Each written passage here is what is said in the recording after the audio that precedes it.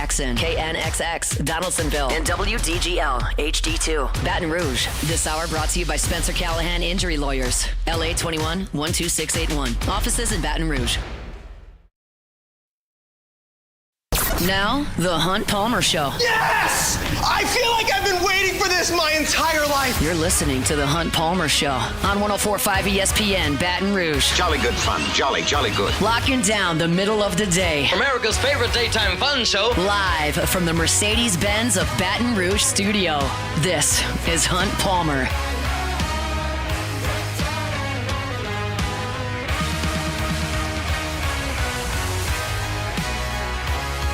Welcome in. Hunt Palmer coming to you from the Mercedes-Benz of Baton Rouge studio downtown in the capital city on this Monday. Hope your work week's off to a good start. Appreciate you hanging out with us here on 104.5 ESPN Baton Rouge.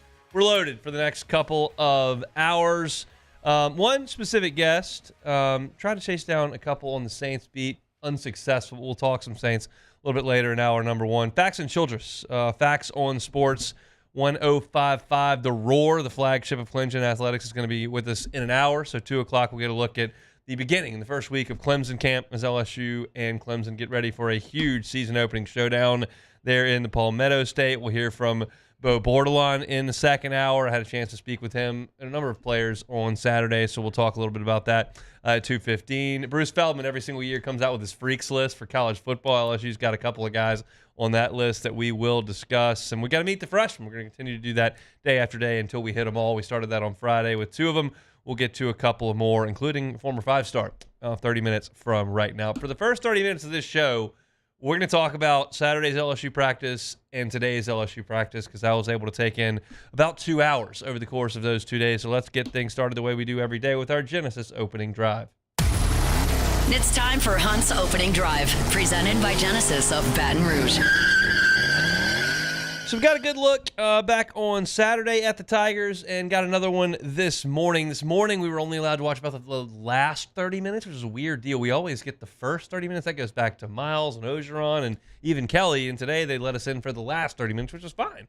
There's a lot of 7-on-7 and 11-on-11. But since I last spoke with you on Friday, I've had a chance to watch about 2 hours of LSU practice.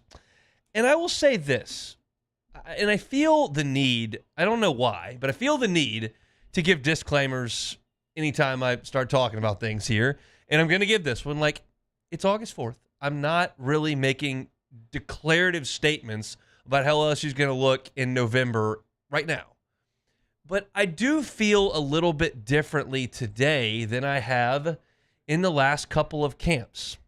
And the reason for that is, to me, the defense is punching back here. Now, we may not see, in my time covering LSU moving forward, another discrepancy between the two units like we saw in 2023 with a Heisman winner and 2 guys who, after 1 year in the NFL, made the top 50 players in the league list in Jaden Daniels, Malik Neighbors, and Brian Thomas against the worst defense LSU's ever fielded. That's about as large a dichotomy as you can have between 2 units, and we saw that 2 years ago. And then last year, I came on here and I caught some heat for it, but I said, look, I'm watching these drills, and LSU's not covering anybody. And I'm fully aware that when you run one-on-ones with wide receivers on DBs on a football field that's 53 yards long and you give them 50 yards to operate vertically, it is clearly catered to the offense. I get it. I get 7-on-7 is catered to the offense. The pass rush is a huge part of playing defense. If you don't create any commotion around the quarterback and he has no threat of having his clock cut short, I get it. It's easier to play a quarterback. But what I watched for those 2 years was a defense that almost never made a play. And I don't think that's hyperbole to say. And it concerned me. So I came on here and I said, look, I don't think they can cover. Like, I'm well aware of the star recruits. I mean, not like all stars. I mean, like a lot of 3 and low 4-star recruits that are out there, and it doesn't look like Derek Stingley and Eli Ricks out there, which are, these are 5-star cornerbacks. I get that, but it was just the action on the field. To me, they weren't covering anybody. Today, they covered some people.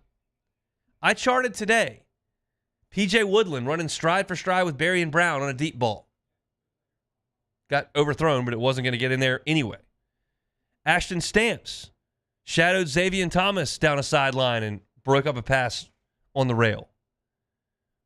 I saw an incredible play by A.J. Halsey in the 11-on-11, flying downhill and knocking a ball up that was a slant over the middle. I saw Trey'Dez Green being shadowed by Whit Weeks in a ball that was sailed high on him. I saw a number of guys, different guys, in multiple reps, shadowing some guys and making some plays on the football. Also saw Harold Perkins with an interception today. They were in a zone concept, and it was on 7-on-7. Nuss thought he saw something. Perkins baited him into it. Nuss made the throw, and Perkins was standing still. It hit him right in the face mask. He ran it back the other way, and Garrett Nussmeier had some choice words for Mr. Perkins on the way back. But the offense certainly made their plays. Trey'Dez Green had a ridiculous leaping catch on the right sideline. I saw Kyle Parker once again getting involved with some nice plays. Garrett Nussmeier continues to find a rhythm with Chris Hilton. He found him on a gorgeous, gorgeous throw where it was down the left sideline, kind of on a fade action, but not in the red zone. And there was a little bit of heat on Nussmeier. He stepped up, floated it just over DJ Pickett's head to a streaking Hilton, who the momentum carried him after the catch out of bounds, so it would have been about a 20-yard gain. It was a perfect throw and catch. Like, there was plenty of good on the offense, but the defense punched back in coverage today. And that's on the heels of Saturday's workout, where LSU's front seven just wrecked. Nussmeier was uncomfortable. He was inaccurate. He didn't have time. They got sacks. It was a host of different guys.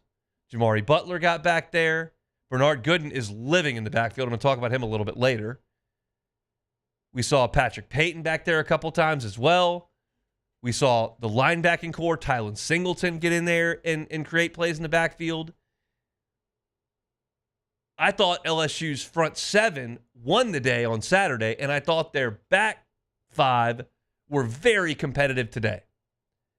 And at this point in camp, when I consider that Garrett Nussmeier is a fifth-year senior that threw for 4,000 last year, he threw to Xavier Thomas last year. He's thrown to Chris Hilton for 3 years when he's been healthy.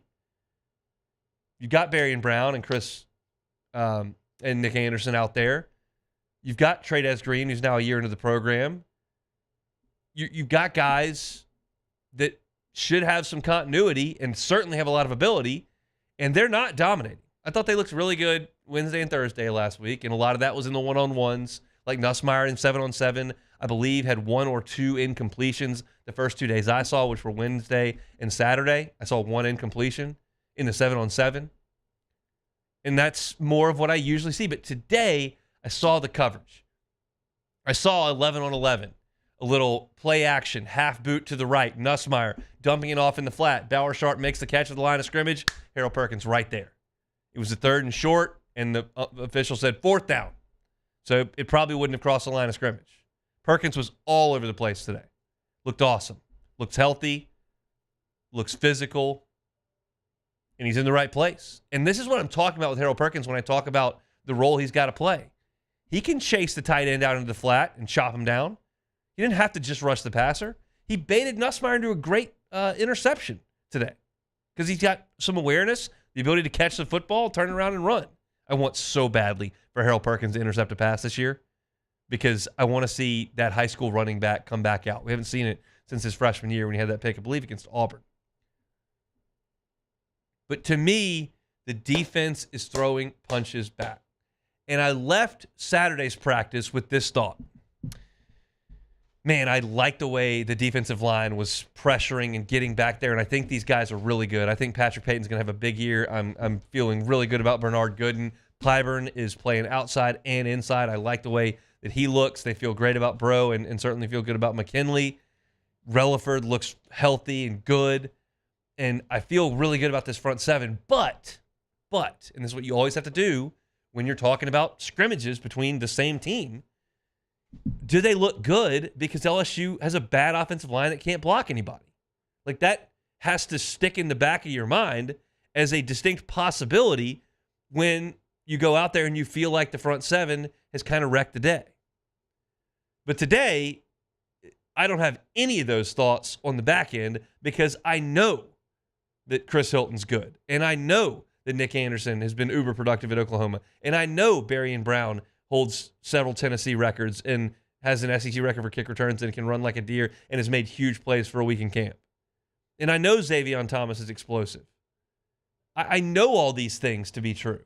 So if you got guys out there in Stamps and Woodland and Perkins, and then you've got Halsey making plays, and like you've got these guys doing that against guys that I know are good, well, those are good reps by those guys. I don't have to question it. So I'm encouraged by what I've seen. Am I still concerned a little bit about the offensive line? Yes. Am I completely and totally sold that LSU is going to be a dominant defensive front? Not quite. But if you read my piece on LouisianaSports.net today, not today, Sunday, you saw I ranked the position groups and I put edge first. Because I think those guys have skins on the wall, experience, talent, and a great position coach. But they still may be aided a little bit by the fact that LSU's offensive line might not be great. There are variables there, but there are fewer of them when you talk about LSU's receivers going against those corners. So I am encouraged by what Baker's unit is doing right now. I'm encouraged. I'm not down on the offense at all. I'm not quitting on the offensive line at all. In fact, they had some good moments today. Garrett Nussmeier was cleaner today in the pocket than he was on Saturday for sure. And I think that's the healthiest thing you can have in a fall camp is there's a little bit of tug of war where one day the offense wins one day the defense wins one day the offense wins one, the offense wins another one, the defense fights back. And I can say this, the intensity level is high. There's a little bit of chippiness out there. Those guys are competing, and I think it's been a fairly competitive fall camp between LSU's offense and their defense, and most of us feel like the offense is going to be explosive. The defense can hold their own with those guys. That's a big, big deal. So that's where we start today. Our Genesis opening drive out there at LSU's football practice. I've still got more that I want to get to. I want to talk a little bit about Bernard Gooden. I want to talk about my position group rankings. Got to do a lot more LSU football. We'll get to meet the freshmen coming up in 15 minutes. Stick with us. Monday edition of the Hunt Palmer Show. The Hunt Palmer Show.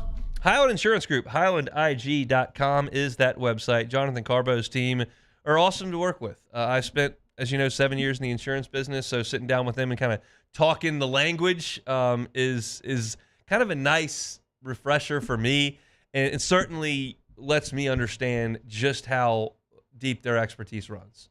They've got a creative team, a really sharp team, and one that prides itself on its ability to take an existing insurance program and make sure all the loose ends are tied up, make sure all those I's are dotted, T's are crossed, and that if something were to happen, that insurance policy responds properly. The worst thing that can happen for you in insurance is that you spend a significant amount of money on your premium and then it's not right. And then something happens and you don't get a claim. You just have to pay it out of pocket. That's the worst case scenario. You can avoid that. Talk to the Highland Insurance Group. Say, hey, I've got this program. I know it was the cheapest one I saw, but I'm not really sure what it does. Can y'all make sure it's right? That's what they do. They'll audit it for free. They'll show you their findings. And if there need to be significant fixes, they will make them. They're an independent agency. They've got contracts with dozens of markets. They'll make sure you're in the right place with the right coverage at the right price at the Highland Insurance Group. It's the Highland Insurance Group online at HighlandIG.com. There it is, the extra mile, on the border of expected and extraordinary for those willing to go further, like vans customized for work or play, with safety and tech to keep you connected, supported by a 5-star sales, service, and finance team, and backed by the 1-star you know. So go the extra mile. It's never crowded, because so few have what it takes to go there. Mercedes-Benz Vans.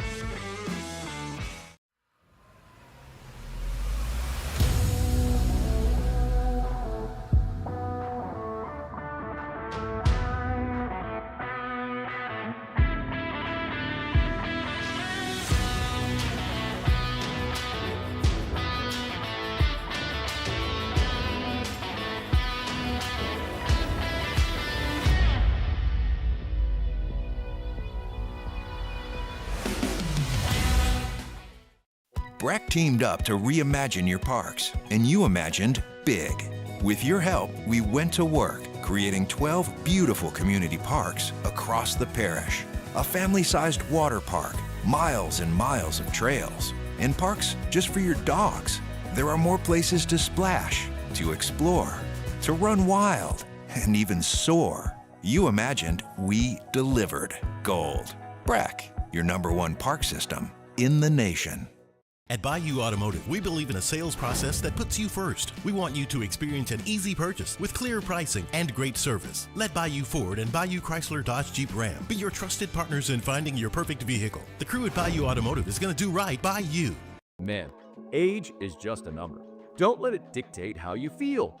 Goodwood Men's Sexual Wellness has anti-aging services that can help you look and feel your best. Visit yourgoodwood.com and discover a renewed sense of vitality. These ice cubes could have been a thankless bed for an all-you-can-eat salad bar. But instead, they cradle and cool the crisp, refreshing Dos Equis. Nicely done, ice cubes. Today, we are shaping tomorrow. We are researching how extreme stress impacts the immune system, from trauma victims to athletes and even astronauts. Our work is leading the way in sepsis treatment, saving countless lives. We're unlocking the mind with music in exciting new ways. Our Lady of the Lake Health and LSU are improving the health of our state. That's the impact of champions. Imagine the impact we'll have on the future. Together, we roar. At Sunshine, we know what you see when you look at your land. Where others may see dirt, you see the foundation you've built your life on. It's hallowed ground. You're listening to The Hunt Palmer Show on 104.5 ESPN, Baton Rouge.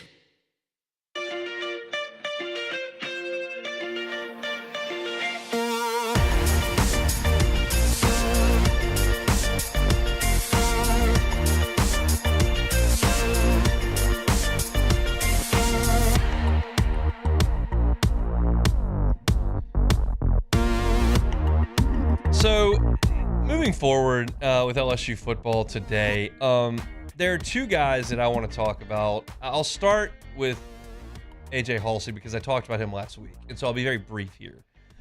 Every time I go out to practice, I'm impressed further with Halsey. I was impressed with him the first day because I watched him run with the safeties and went, well, he's the most physically put together. Like Deshaun Spears is taller and maybe more imposing in that way, but Halsey, in terms of his build, is the most physically bulky. And that stood out to me because I know his background as a guy who made 24 tackles in a game and was the Big 12 newcomer of the year and was a first-team All-League player in the Big 12 last year and was tied for the lead in the Big 12 in interceptions. I know he can play the ball. I know he's not afraid to go down there and make tackles. And then you see what his size looks like. And you're like, okay, that guy looks the part. And then he's out there talking, not like smack talking, like he's communicating with everybody and getting them in places that they need to be. And then he's making plays. He's making plays on the ball in coverage. Today, Xavier Thomas was on a slant. He flies up there full speed and hits Thomas. It wasn't like a full wrap up and tackle. It was an aggressive thud for a non-tackle period, but it knocked the ball free. And I've seen him in the background backfield making plays against the run. We saw that on Saturday. He is, to me, unquestionably a starter. I would be stunned if they go out there against Clemson and Halsey's not one of the top two safeties. They're rotating those guys in every rep almost. Like the first rep we saw, it was Tamarcus Cooley and AJ Halsey at safety. And that was in the 7-on-7. And then they came out in 11-on-11 and Javian Toviano and Jordan Gilbert were the safeties. There is a constant rotation of guys. So trying to peg the depth chart at this point is a fool's errand. I'm telling you that I think AJ Halsey is a surefire starter. There's not anything in his game that I see and go, yeah, but he can't. He tackles, he covers, he talks, he's physically built, he's old, he's got skins on the wall. Like the only mark against him I could come up with is he's never played in Blake Baker's defense before, and he wasn't here in the spring. That's the only negative I can say about Halsey, and at this point, I don't care about that at all. Get him out there. Now, the second guy is one that I've mentioned a couple times last Thursday, last Friday, but one that I need to now spend 5 or 6 minutes on. LSU's offensive line cannot block Bernard Gooden. Cannot. I noticed him in the first practice on Wednesday when no one had any pads on besides the helmet.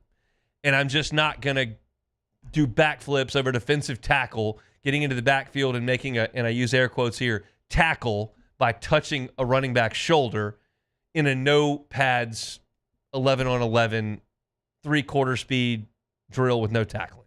That's not good. I noticed it and I made a note, but I'm not going to come on here and go, y'all cannot believe this guy from South Florida who has come in with no pads on and in no tackle drills at 3/4 speed. They cannot keep him out of the backfield. That's not a segment. But now I've seen him put pads on twice, on Saturday and today. I've seen him in 11 on 11, and they can't block him.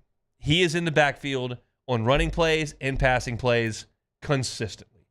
And on Saturday, we talked to 4 different players, and we talked to Jacoby and Guillory, and I wrote about this at LouisianaSports.net in my Jacoby and Guillory story. But Guillory's like, that dude's motor is absurd, and his get-off is ridiculous. And that's what we're seeing. I don't know if Bernard Gooden is an every-down defensive lineman. I don't know that he can't be. I don't know that he is. And they've got guys to rotate through. But when they need playmaking ability and a guy to shoot a gap, that is Bernard Gooden too. He's the best on the team after a week of practice by a mile. And we've seen different defensive fronts that have Gooden at one tackle and Bro at the other. Gooden at one tackle, Pyburn moving in at the other. That's when they're trying to get more quickness, more disruption, as opposed to the Jacoby and Guillory, Sadir Mitchell, Sean Washington guys that are more space eaters. This is Kyle Williams' style of player. And I'm encouraged by the Pro Football Focus scores from last year at South Florida, especially the one against Alabama that was decent. I'm encouraged by the numbers, 10 tackles for loss. That tells the story of what we're watching here. And sure, maybe Braylon Moore and Josh Thompson and DJ Chester and Paul Mabenga and Cohen Eccles and some of those offensive guards aren't right now first-team All-Americans, and that's why he's having success. But I'm just telling you, the consistency with which he's making these plays tells me it's not a fluke and it's not just based on the one offensive lineman that can't block him. There's an entire unit of interior offensive linemen that are having nightmares with this guy through a week of camp. And it's not just today. It's today. It's Saturday. It's last Wednesday. It's every day. And it is very, very evident to me that he's making real waves early on in camp. Now, I want to piggyback on the point I just made there, because you are seeing, not just once, on multiple days now, LSU moving Jack Pyburn down to tackle at times. I think he's probably a starting end at this point, but if you start to look at that and call it whatever you want, the cheetah package, the NASCAR package, the whatever you want to call it, where they're going to go get pressure, it's 3rd and 11, it's 3rd and 9, they're going to get their guys on the field they think can get up the field.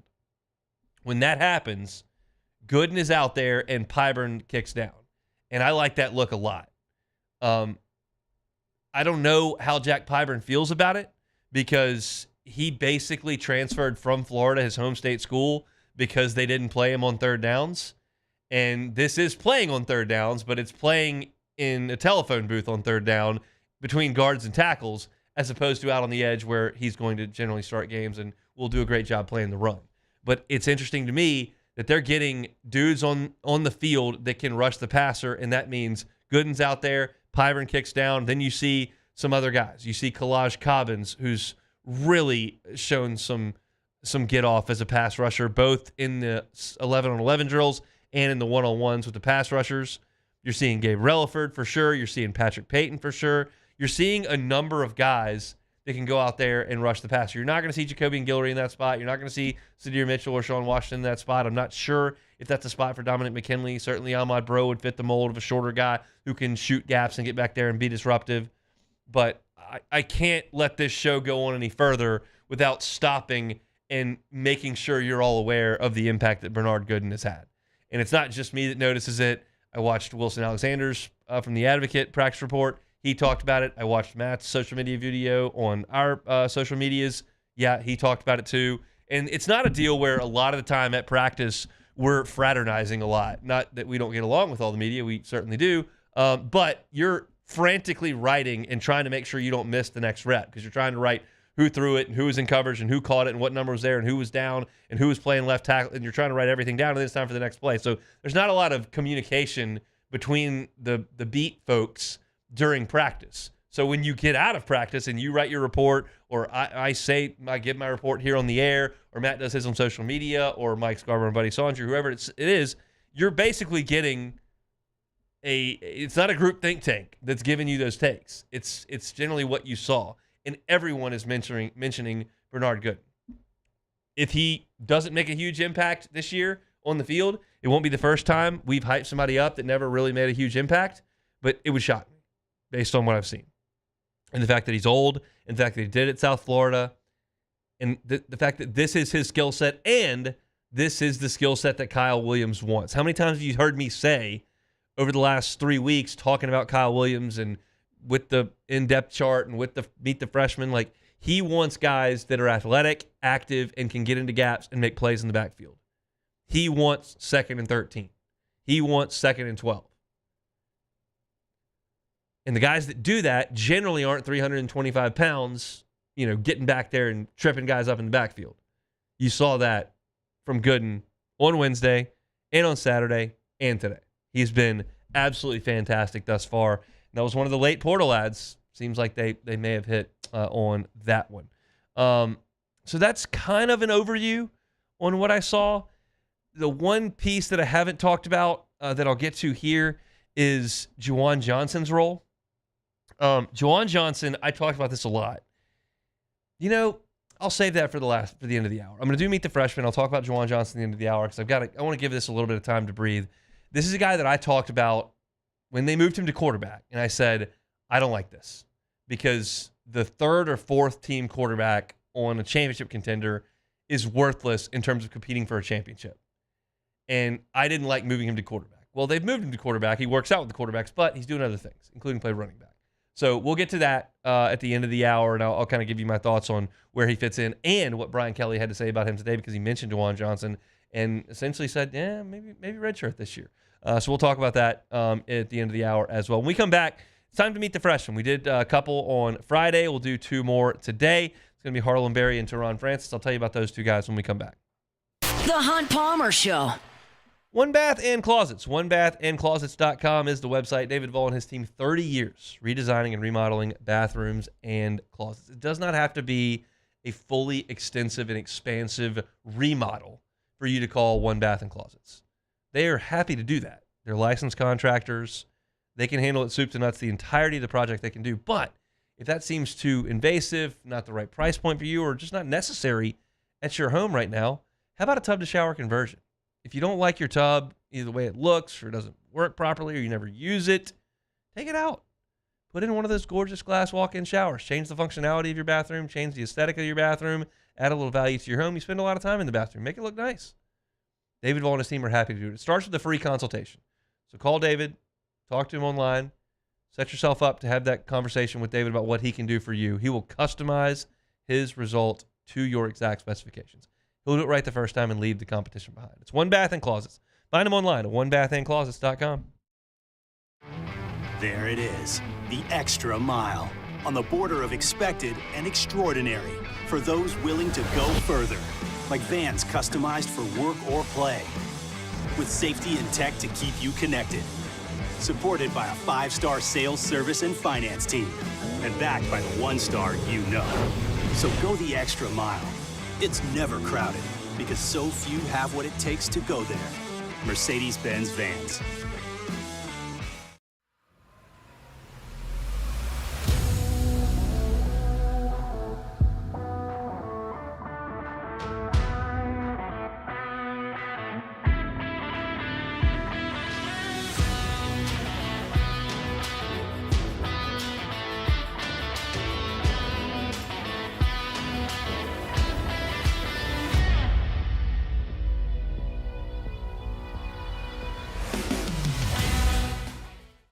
BRAC teamed up to reimagine your parks, and you imagined big. With your help, we went to work, creating 12 beautiful community parks across the parish. A family-sized water park, miles and miles of trails, and parks just for your dogs. There are more places to splash, to explore, to run wild, and even soar. You imagined, we delivered. Gold. Breck, your #1 park system in the nation. At Bayou Automotive, we believe in a sales process that puts you first. We want you to experience an easy purchase with clear pricing and great service. Let Bayou Ford and Bayou Chrysler Dodge Jeep Ram be your trusted partners in finding your perfect vehicle. The crew at Bayou Automotive is going to do right by you. Man, age is just a number. Don't let it dictate how you feel. Goodwood Men's Sexual Wellness has anti-aging services that can help you look and feel your best. Visit yourgoodwood.com and discover a renewed sense of vitality. These ice cubes could have been a thankless bed for an all-you-can-eat salad bar.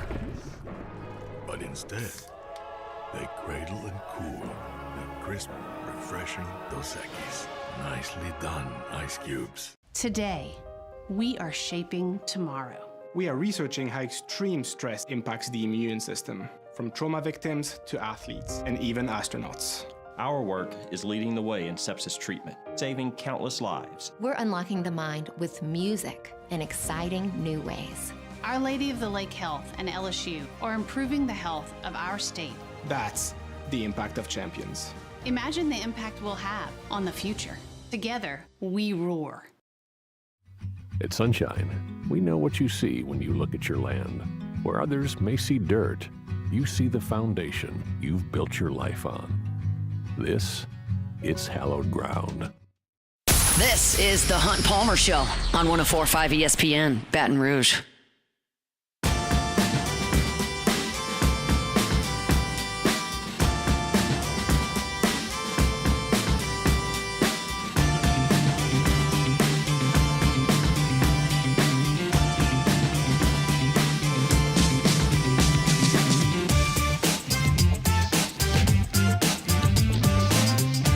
Go to Clemson, South Carolina, or thereabouts at the top of hour number 2. Facts and Childress, host of Facts on Sports from 10:55. The Roar, the flagship of Clemson Athletics. We'll get a kind of a thought on what's going on at Dabo's camp after a week. So do that at 2 o'clock. Looking forward to that conversation. Probably do it again in a few weeks before we get ready for kickoff. Right now, just worried about yourself at this point. Speaking of worried about yourself, Beck, are we on baby watch at this point? How are we feeling after the weekend? Are we thinking we're going to get to Friday? Are we thinking maybe you need to leave in the middle of the show today? How do we think things are going?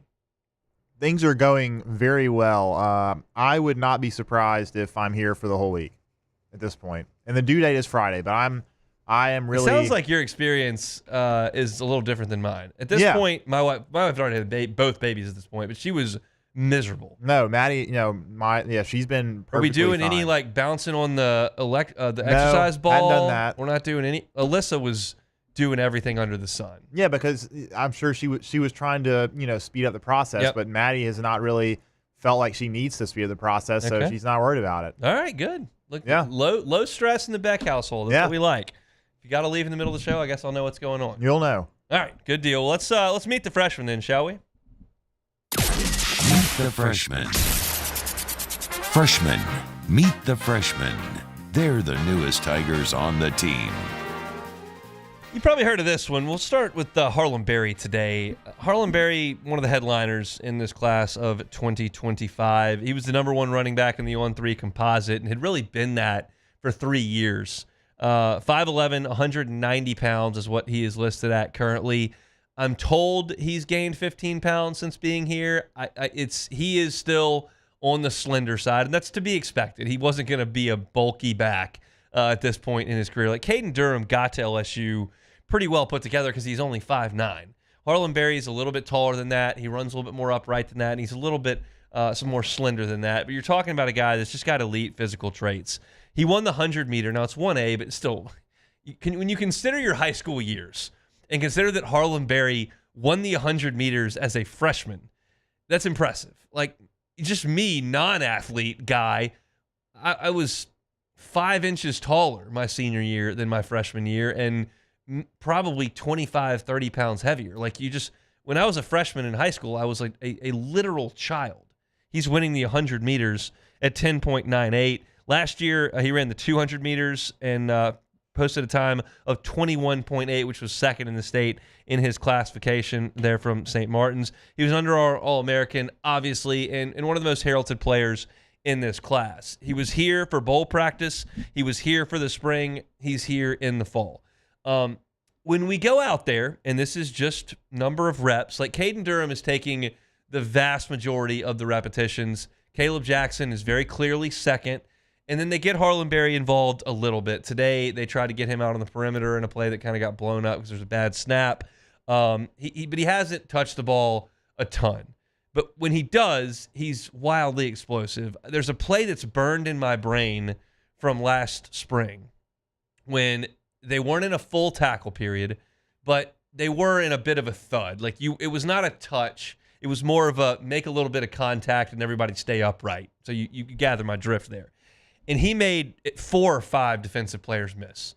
The vision, the balance, the body control, shiftiness, agility, whatever you want to call it, it's there.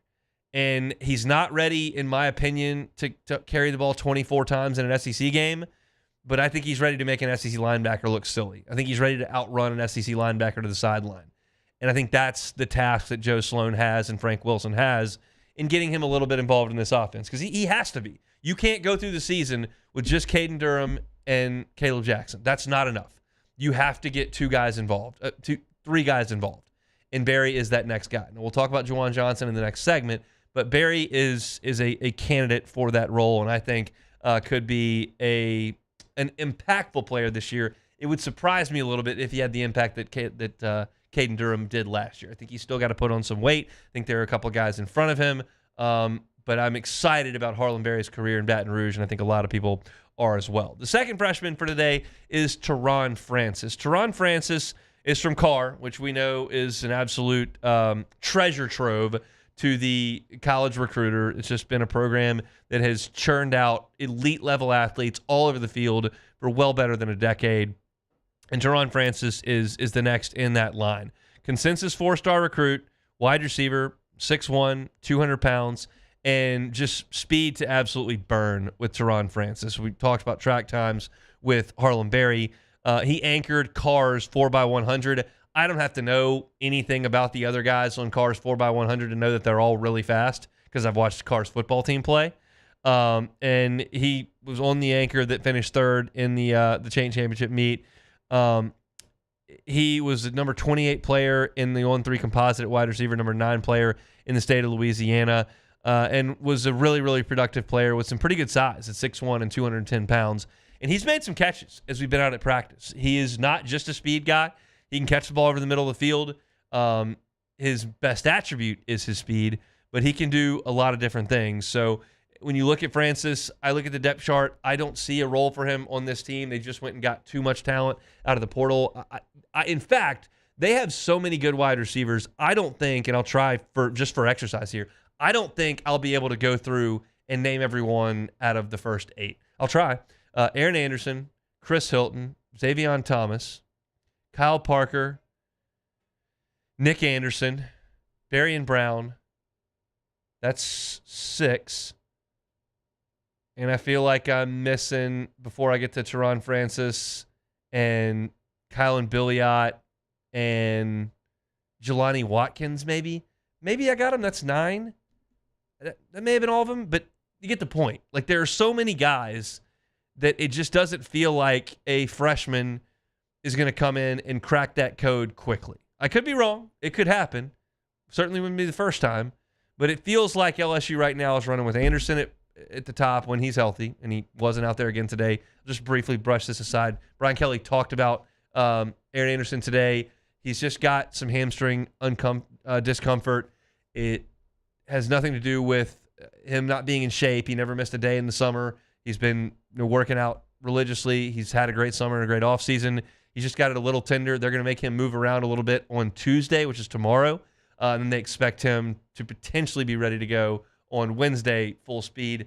You could tell he was a little gimpy on Wednesday of last week, and he hasn't practiced since. But I don't think right now it's massive cause for concern. That's my Aaron Anderson aside. I think he's just fine. But back to Teron Francis, I think he's got he and Phillip Wright have got big careers ahead of them at LSU. I think got to wait a year. I think you got to wait because next year you're going to lose Aaron Anderson, you're going to lose Chris Hilton, you're going to lose Nick Anderson, you're going to lose Darian Brown. You're going to lose really your top 4 guys or so. You might bring Kylan Kyle Parker back, but then you're going to have to kind of overhaul it, and Francis could be a huge part of that. But right now, he's a guy that's working on the third team. He made a huge catch and run in the spring and showed his explosiveness, and that's without question. He's a massively explosive dude. Just don't think at this point he's going to crack through that list. I do expect Barry to get some touches. I'd be surprised if Francis played a ton. So there's your Meet the Freshman here on this Thursday. We'll do 2 every single day until we have done every single one of them today. Harlon Berry and Teron Francis are your freshmen. All right, we'll step aside. We'll come back and close things out. Jawan Johnson, 1, he's shifting roles. 2, Brian Kelly had something to say about his role as far as eligibility goes this year, and that was interesting. We'll talk about it next. The Hunt Palmer Show. Genesis of Baton Rouge, genesisofbatonrouge.com. If you haven't noticed, there's a lot of Genesis cars driving around. You'll notice now. Just take a look. And it's for good reason. It's a luxury vehicle at a reasonable price. And when I say luxury vehicle, don't think, well, I obviously can't afford that. We'll look somewhere else. Go to genesisofbatonrouge.com and check out the inventory. It's phenomenal. The line of vehicles is first class. And one of the reasons it's first class is because of the safety features in the vehicle. All of them. Every single model on the line is an IHA top safety pick. All of them. So you know if you get behind the wheel of a Genesis, you're getting behind one of the safest vehicles on the road. And that's so important as we go to pick out a car for our family to ride around in. Plus, they're stylish, comfortable, and they're wonderful customer service, an amazing facility, and you get to kind of join the club of being a Genesis driver. Go check them out, Airline at Pico. Check out the website, genesisofbatonrouge.com, genesisofbatonrouge.com. And you imagined big. With your help, we went to work, creating 12 beautiful community parks across the parish. A family-sized water park, miles and miles of trails, and parks just for your dogs. There are more places to splash, to explore, to run wild, and even soar. You imagined, we delivered. Gold. Brack, your #1 park system in the nation. At Bayou Automotive, we believe in a sales process that puts you first. We want you to experience an easy purchase with clear pricing and great service. Let Bayou Ford and Bayou Chrysler Dodge Jeep Ram be your trusted partners in finding your perfect vehicle. The crew at Bayou Automotive is going to do right by you. Man, age is just a number. Don't let it dictate how you feel. Goodwood Men's Sexual Wellness has anti-aging services that can help you look and feel your best. Visit yourgoodwood.com and discover a renewed sense of vitality. These ice cubes could have been a thankless bed for an all-you-can-eat salad bar. But instead, they cradle and cool the crisp, refreshing Dos Equis. Nicely done, ice cubes. Today, we are shaping tomorrow. We are researching how extreme stress impacts the immune system, from trauma victims to athletes and even astronauts. Our work is leading the way in sepsis treatment, saving countless lives. We're unlocking the mind with music in exciting new ways. Our Lady of the Lake Health and LSU are improving the health of our state. That's the impact of champions. Imagine the impact we'll have on the future. Together, we roar. At Sunshine, we know what you see when you look at your land. Where others may see dirt, you see the foundation you've built your life on. It's hallowed ground. It's past, present, and future. We're proud to provide quality John Deere equipment to help you maintain the land you love. Check out our current promotions and learn more about what it means to be powered by sunshine at sunequip.com. Bayou Chrysler Dodge Jeep Ram is taking $22,500 off MSRP on the brand new 2025 Ram 1500 Laramie with $22,500 off MSRP with a complimentary 7-year powertrain warranty that comes with all new Bayou Automotive vehicles. If you need sales or service, the crew at Bayou Automotive is going to do right by you. At Luba Workers Comp, our journey began over 30 years ago with a simple belief. Our clients come first. At Luba, our business has always been focused on people, not policies. Through every success and challenge, we've continued to grow because we've stayed true to our values, committed to providing you with genuine dependability. Because your well-being is more than a priority. It's our purpose.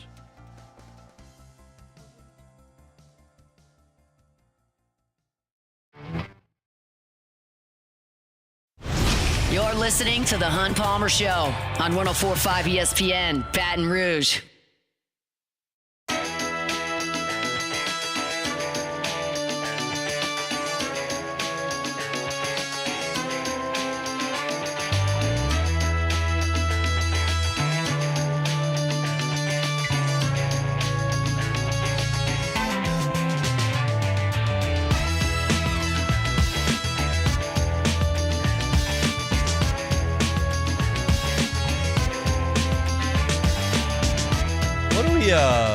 we think Sandler got for Billy Madison 2 from Netflix?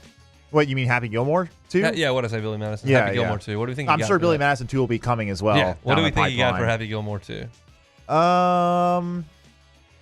I would venture to say it's somewhere between the, He got 20 million, 50 oh, million. I don't know about that. I would say it's probably somewhere in the 5 to 10 million range. Maybe 20. 20 would be the max in my opinion. I feel like he should get more. Really? And I say that because I'm getting some text messages today. Because people are interested in golf now? No. Because there is a clip running around from Netflix of Whit Weeks and Nuss playing NCAA. Okay. And my voice is on it. Oh. It's one sentence, big sentence. I think the sentence is, if Garrett Nussmeier goes to the NFL, LSU's football program's in trouble. I think that's the whole sentence. I think it's like 6 seconds. And if you extrapolate that out, I think I'm entitled to at least $8 million. Oh, yeah. I mean, what are the numbers on this video, I wonder? I mean, I'm not concerned with that. I'm concerned with how many millions Netflix is going to send to me directly. I'm just saying, if the video's depending on how well it's done, then that'll affect how much money you would get. I just want the cash. Well, yeah, I understand. I understand that. How much do you think I should be entitled to from that? Not much. Well, that's a ridiculous answer. I think your answer is ridiculous. I'm trying to see how many views this has. I mean, Cassie liked it. It's got 4,500 likes. Okay, that's pretty good. What do you think, Cass? Well, weren't you also in the money game? Like, did you get anything for that? Yeah, that's true. I don't even know. I don't. I think Guarantee sold me down the river. It sounds like you need to talk to some counsel here. You got to get something for that. I mean, I think millions, right? I mean, you need to. Yeah, I think you need. Everybody on Netflix gets millions. The Tiger King probably got money. Did you know you were gonna get used for it? So, like, they didn't even ask you; they just used it. Absolutely not. Just used. Yeah. Maybe somebody in a corporate office that's far more important than me across the way figured it out, or maybe they're taking my checks. Oh my gosh, I didn't think about that. But I mean, you think about 6 seconds on Netflix. That's pretty. Yeah. I mean, think about the the Super Bowl commercials. It costs like $1 million every 5 seconds or something. Just saying. Yeah. I may not be coming in tomorrow if I get this into the right hands. Yeah, you got to get it in the right hands, hon. That's the thing. We could be really cooking. Yeah. All right. I'm an idiot. I'm not going to get any money from any of this stuff. I'll just continue to work and hope that something happens. Let's talk about Jawan Johnson because his role has been interesting, and the answer that Brian Kelly gave about him today was interesting. Jawan Johnson has been working at quarterback in the individual sessions, and he's been working at running back in team sessions. I've mentioned in practice reports that he is not in the no contact jersey like Nussmeier is, like Michael Van Buren is, like Colin Hurley is, and he is not taking snaps with any of the 7-on-7 or 11-on-11s. He doesn't ever take a quarterback snap in those periods. Now, he takes running back snaps and direct snaps off of those, and it wouldn't surprise me at all if he played running back and they tossed him a ball and then he threw it in a game this year. But he's not functioning as a quarterback once LSU leaves its positional drills. When they go to team stuff, so 7-on-7, 11-on-11, he goes to basically running back. And I'm great with that. I said this when they moved Jawan Johnson to quarterback. I was like, I don't like this move because I don't like when you take a guy who's an elite athlete. We know he is. He set every Louisiana production record in the high school ranks in terms of yards and reception and touchdowns. Like, you don't take somebody like that and put him as the 4th string quarterback, which the 4th string quarterback has never helped the team do anything ever. If you get to the 4th string quarterback, your season's over. So I didn't want him to move to the 4th string quarterback. If he can do anything else, I'll let a walk-on play 4th team quarterback. If Jawan Johnson can play the star like he did in camp last year behind Major Burns, then leave him there. If Jawan Johnson can play running back, I'm good with that because you're light on running back depth. You got Caden Durham, you got Caleb Jackson, you got Harlan Berry and JT Lindsey, the freshman, then you got nothing. I'm good with Jawan Johnson stepping in there as the 4th back. I think he can help. He moved to running back last year after Emory tore his ACL, he had been there for like 4 days, and he caught a touchdown pass. Caught it out in the right flat, turned it up, touchdown. Now, it's against an overmatched opponent, but still, he's an incredibly talented dude. So I'm good with them moving him to the running back spot. And I'm good with the wrinkles that he can add. I'm pretty confident that you're not going to see opposing defensive coordinators spend a lot of time on Jawan Johnson halfback passes. But it's available because he was a really good quarterback in high school. And I don't want him playing quarterback for LSU trying to chase a championship, but throwing one on a trick play, that sounds good to me. The other interesting piece to this entire puzzle is Jawan Johnson's eligibility. Now, keep in mind, Jawan Johnson got to LSU, as I mentioned, and played star. So he's playing the Major Burns position, the Harold Perkins position as a backup. John Emery gets hurt. He moves to running back. He's working at running back the rest of the season. Then they say, okay, Jawan Johnson's a quarterback, by the way. And he spends the individual sessions working at quarterback in the spring and doing some things with direct snaps and wildcat stuff, and that's what he's doing. And then you say he's back to running back. And so he hasn't really settled into any spot or any role in his more than a year on campus. And that's tough for any player. Like, we've seen guys change roles at LSU, some wildly successfully. Corey Webster, Devery Henderson, Marcus Spears. Like, huge success stories on one side of the ball and then back to another. Hester talks about how he was a safety for a couple days at practice, went back to running back. But it's tough on guys when you're working on something else and they ask you to do something completely different. And so Brian Kelly today said, here's the deal. Jawan Johnson's going to play in 4 games this year. And then we'll decide whether or not he's going to play in a 5th game because they value his time in Baton Rouge. And Kelly said something that I think is incredible. Said that, look, Jawan Johnson's done everything we've asked him to do. Because how many guys in this day and age, in this era, would say, okay, you started me at nickel or safety or whatever you want to call the star, and then you told me to play running back, and then you told me to play quarterback, and then you told me we'll go back to running back, and now I'm 4th string at the running back, and I'm 2 years into my high school career, and I didn't, my college career, and I didn't redshirt last year, and like, I'm out of here. Y'all don't know what to do with me, and I'm wasting years here. And apparently, based on what Brian Kelly said today, like, Jawan Johnson doesn't think that way at all. Jawan Johnson thinks, well, what do you need me to do? How can I help?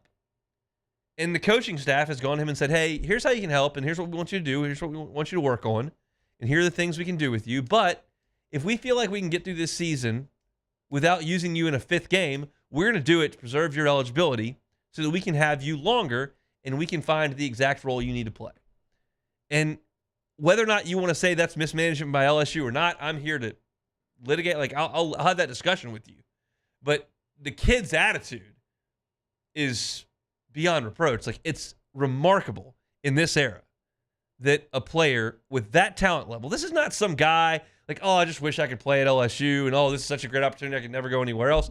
This guy passed for more yards and scored more touchdowns, had more total offense yards and touchdowns than anybody in the history of Louisiana football. This is a guy who's been the best player on the field his entire life. This is a guy who is an immense athlete that I'm confident should have professional aspirations in football.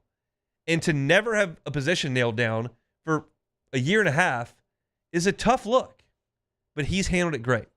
So for me, as I look from the outside, I'm going, okay, I like the thought of Jawan Johnson playing running back on this team because this team has a sophomore, a junior, 2 true freshmen. You're one injury away, which generally happens in a season, of having 3 running backs. That's not enough. So for him, yeah, running back on this team, that makes a lot of sense. And if you have injuries and he's got to play, good. And if everyone stays healthy and he doesn't, good. They have a plan. Red shirt. And I think that's great that he's chosen that path and wants to stay at LSU.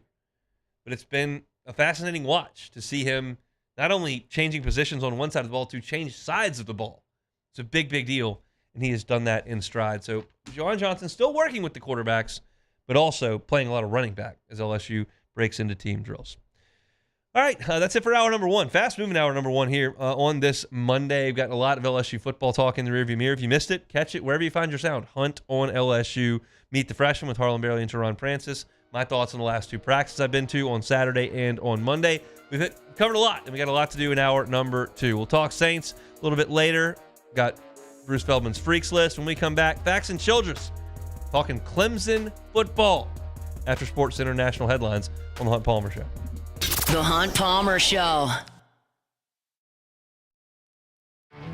There it is, the extra mile, on the border of expected and extraordinary for those willing to go further, like vans customized for work or play, with safety and tech to keep you connected. Supported by a 5-star sales, service, and finance team, and backed by the 1-star you know. So go the extra mile. It's never crowded, because so few have what it takes to go there. Mercedes-Benz Vans.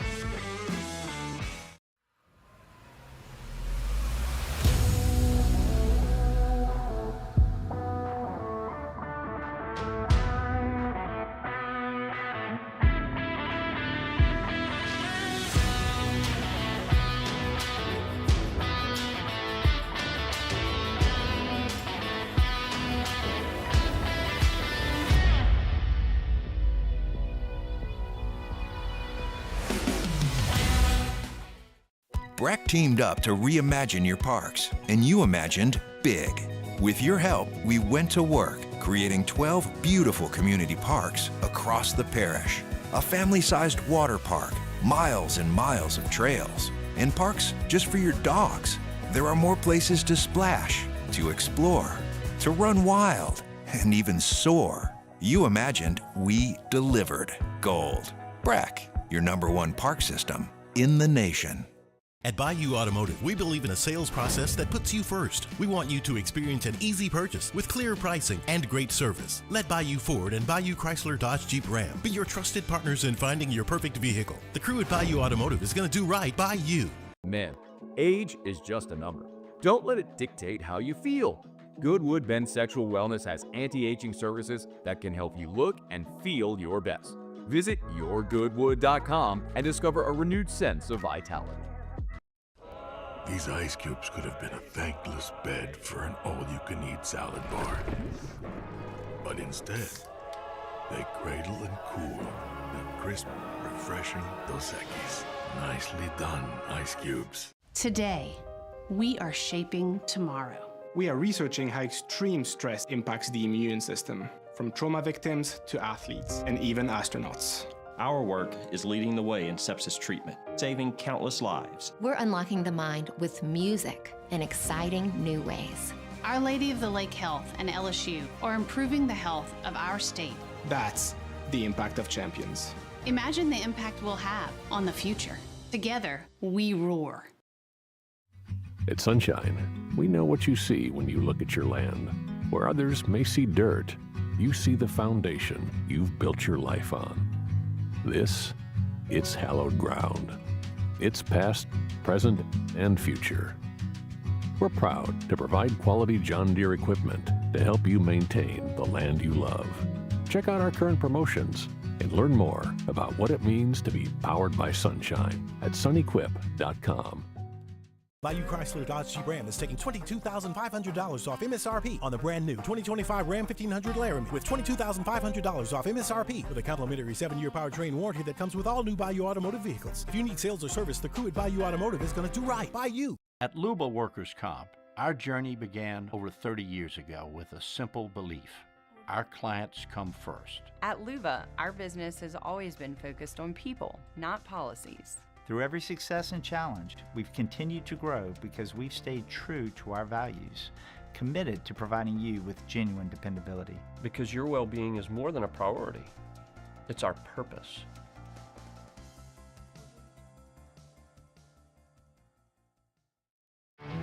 There it is, the extra mile, on the border of expected and extraordinary for those willing to go further, like vans customized for work or play. Is SportsCenter. I'm Christine Lisi. Breaking NBA news from ESPN's Sham Charania. Spurs star De'Aaron Fox agreed to a 4-year, $229 million max extension.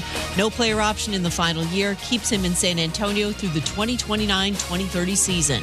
In an interview published today, Cowboys owner Jerry Jones says when it comes to Micah Parsons, there's nothing really new for him. He told USA Today the team's star pass rusher he won't consider trading him, isn't concerned with fan perspective toward the negotiation process, and is not in a hurry to get something done. Jones mentioned how he's gotten deals done previously. This time, though, he might want to change his approach, suggests ESPN NFL reporter Dan Graziano. You are dealing with a completely different generation of player. You're dealing with a 26-year-old who is already maybe the best defensive player in the whole league. Like, this is fairly unprecedented for Jerry Jones. Expansion off the table for the men's and women's NCAA basketball tournaments this upcoming season. The fields will remain at 68 teams. Talks will continue whether to expand to 72 or 76 in the future. Hey, it's Michelle Smallman, and coming up Tuesday, we've talked a lot about the expectations for Caleb Williams this season, but I'll tell you whether they're actually way too high. It's Unsportsmanlike, 6 a.m. Eastern on ESPN Radio, ESPN2, and ESPNU.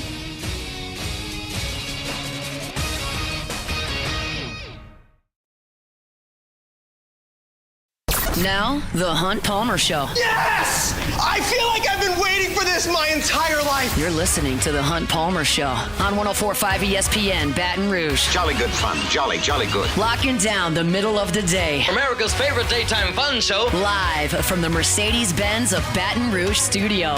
This is Hunt Palmer.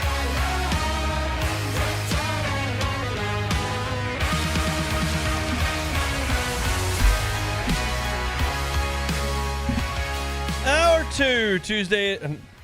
Wish it was Tuesday. Not Tuesday. Monday edition of the Hunt Palmer here on 104.5 ESPN Baton Rouge. We'll hear from Bo Bordelon coming up here in 15 minutes. Had a chance to sit down with him on Saturday after practice. Got to talk Saints quarterbacks as well before they fly out to Southern California. So plenty to do here on this Monday. Hope your work week's off to a good start. Thanks for hanging out with us. Our pleasure. Now, head out to the Jim's Firearms Hotline. That's where we find Faxon Childress, host of Facts on Sports. 1055 The Roar, the flagship of Clemson Athletics out in South Carolina. Faxon, thanks for the time. How are you?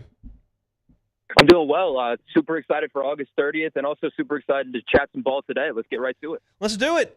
First of all, big picture. Let's talk Clemson vibes. It was obviously a ridiculous run for Dabo with Deshaun Watson and with Trevor Lawrence, where it was him in Alabama. That was pretty much the top of college football. Then a bit of a dip there, and a playoff run last year. What's the environment and the energy like around Clemson football right now? Yeah, I think this is the most excitement that's been in the building and been cultivated around the program since Trevor Lawrence's departure. And, obviously it would be ignorant to ignore that there was a dip for 3 or 4 years, and there was a decline in quarterback play. Offensive line and wide receiver play were not adequate, and you throw some pretty brutal injury luck into the mix, and you have a couple 9-10 win seasons in comparison to the 12, 13, 14 that Tigers fans have been accustomed to. But I think when you look at the returning production for this specific Clemson team, when you look at the schedule and scheduling challenging opponents like LSU, playing South Carolina, and then the expanded playoff as well with the chance for an automatic bid, a lot of Clemson fans are viewing this as their best chance to win a national championship since Trevor Lawrence's departure, and I agree with that analysis. Let's talk about last year. Playoff appearance, which is great. Had a berth in the ACC title game, won it, that's great. But also lost some home games, which doesn't happen very much around those parts. So what was the thought on last year as a whole? Yeah, it was a really interesting season. You obviously start out by, let's face it, laying an egg against Georgia, right? Yeah. You only put up 3 points, and you were really competitive in the first half, and it got away from you in the second half. Then you lose kind of an inexplicable game to Louisville right in the middle of your calendar when it felt like things were going great, right? Cade Klubnik goes for 7 total touchdowns in the first half against App State. You blow out NC State, and then Louisville is when it came to a screeching halt. And then Clemson really just collapsed towards the tail end of the South Carolina game. Had every opportunity to slam the door shut on the Gamecocks and couldn't get it done. But Fran Brown was able to beat Miami, get Clemson into the ACC championship game, and then Clemson actually played what I view as a really competitive game in Austin, Texas, 7-point game in the fourth quarter and just did not have enough run defense to get it done. But when I look at the main issue for Clemson last year, it was run defense. They got ran all over by everybody throughout the course of the season, and it was a large part of why a defensive coordinator change was made in this previous offseason to go from Wes Goodwin to Tom Allen from Penn State, who's making the trip down from Happy Valley. So when I look at last year, it's hard to call it a failure of a season, even for Clemson standards, because you win a championship and you go to the college football playoff.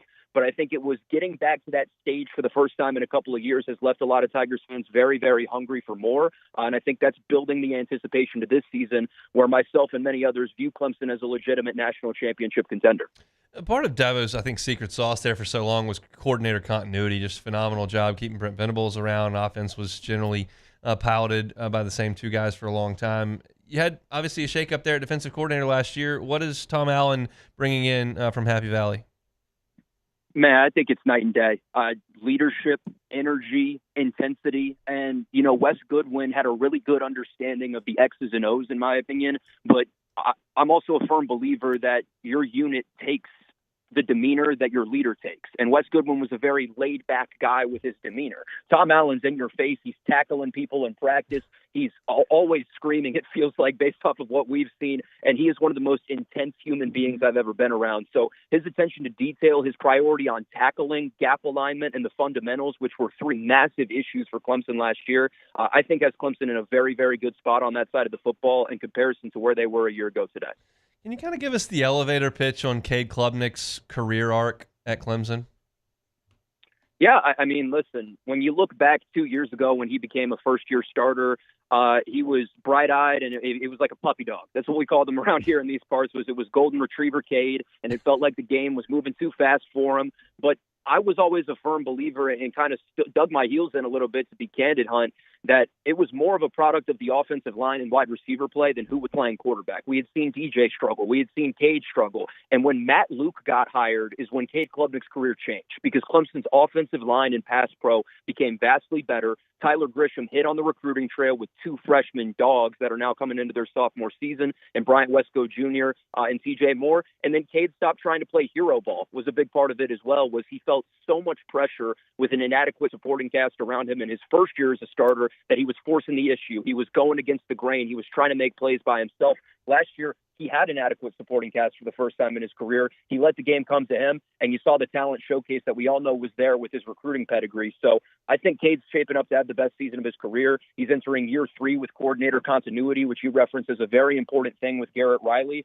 And that's another thing that people kind of neglected with his first year as a starter, is went from Brandon Streeter to Garrett Riley. He was having to adjust to a new scheme for the first time with a new position coach as well. His first year as a starter with an injury-riddled O-line and wide receiver that was just not – they weren't very good, and they weren't good enough for Clemson standards, to be candid. So I think that if you're looking for Cade Klubnik stock to buy, I would buy all you can, and I think him and Nussmeier, man. I know you guys are in Baton Rouge. Those are the two best in the country, in my opinion. You can slice it 1A, 1B, however you want, but those two guys are going in the top 15 in the NFL draft if I had to predict right now. Facts and Childress is our guest. Totes of Facts on Sports, 1055 The Roar, the flagship of Clemson Athletics. Let's talk about wide receiver. Is this as good a wide receiver core as Clemson has had in some time? This is the best wide receiver core Clemson's had in 7 years. And I think the main discernible difference as well is the depth of the wide receiver room. There have been a couple years where Clemson's had some upper echelon guys, but we referenced those injuries. When they went down, that depth was really lacking. Now, when you look on the outside, you got TJ Moore and Bryant Wesco Jr., as we alluded to in the previous little riff. Those guys are dogs, man. Those guys are absolute dogs. Antonio Williams is in the slot, who's a 1,000-yard All-American type of receiver. Tyler Brown was a freshman All-American 2 years ago in Cade's first season as a starter. He missed all of last year, almost injured, but he's back. And then you got Tristan Smith, who's a 6'5", big body guy, coming from the D2 level, and he's making the step up this year out of the transfer portal for Dabo. And then you throw in a guy like Cole Turner, who's carved out a little bit of a niche as your burner. He'll come off some jet sweeps. He wants to get horizontal and utilize that speed. I think Clemson's got a really good and deep wide receiver room. And when you look at Moore, Wesco, and Williams specifically, I think those are the three best wide receivers in the entire ACC. And if they're not the three best, they're three of the best five. Those guys are really, really special, and Clemson is looking very, very promising this year on the offensive side. Do they have a running back? See, this is the big problem right here. So we don't know. I'm glad you asked about this, Hunt. So the primary, and being in practice and being in camp the last couple of weeks and stuff, the primary ball carrier right now is Adam Randall, who is a converted wide receiver. But you've got a couple guys that are uber talented, kind of lurking in the shadows as well as depth pieces. Gideon Davidson's a 4-star true freshman running back that looks like he's 23 years old right now and not 18, very physically imposing. David Eziamume is another guy, redshirt freshman from Norcross.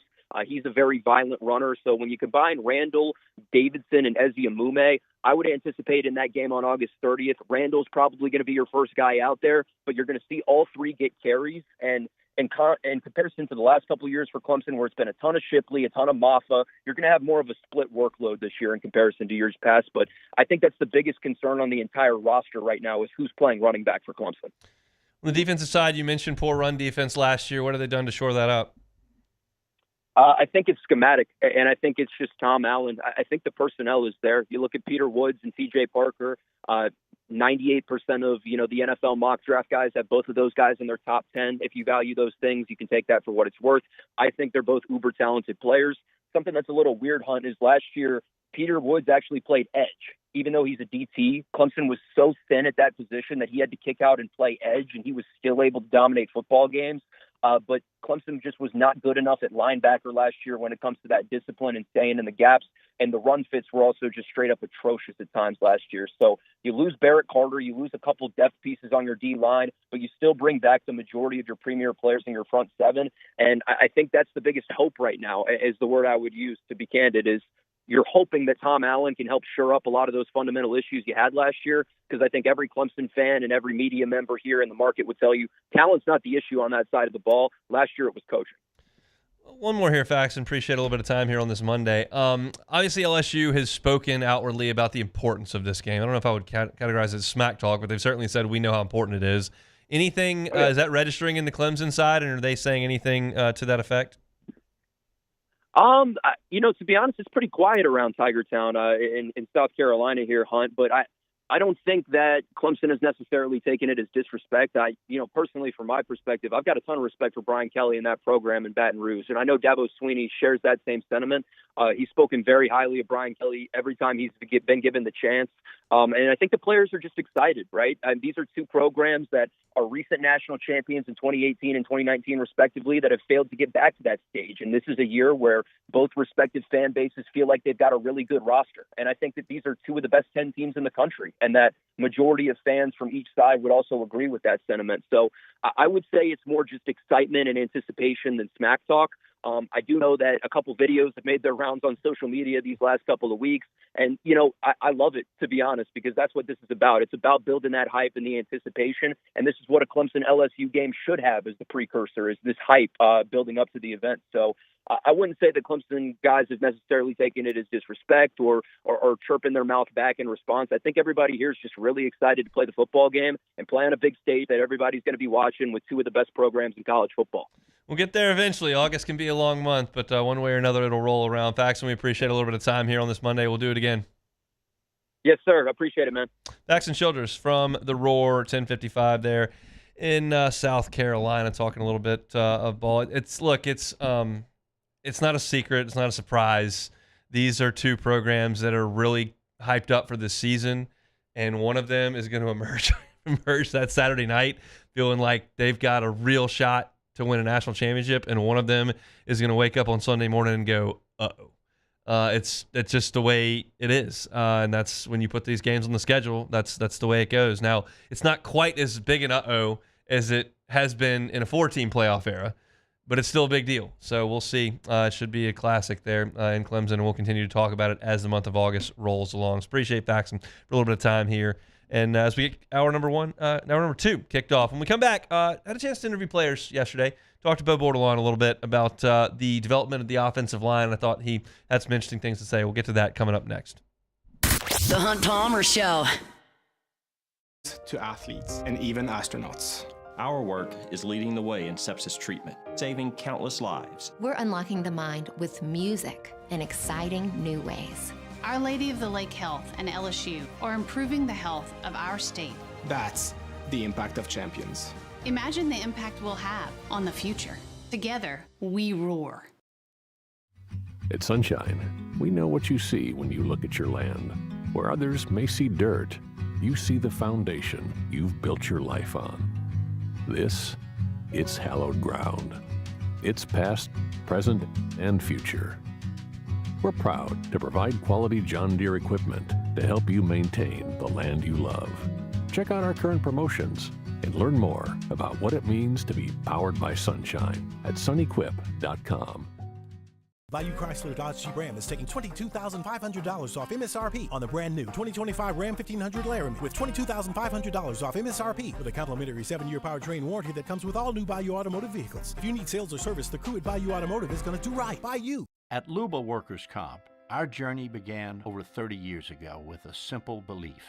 Our clients come first. At Luba, our business has always been focused on people, not policies. Through every success and challenge, we've continued to grow because we've stayed true to our values, committed to providing you with genuine dependability. Because your well-being is more than a priority.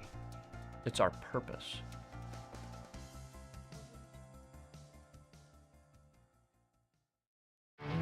There it is, the extra mile, on the border of expected and extraordinary for those willing to go further, like vans customized for work or play, with safety and tech to keep you connected, supported by a 5-star sales, service, and finance team, and backed by the 1-star you know. So go the extra mile. It's never crowded, because so few have what it takes to go there. Mercedes-Benz Vans.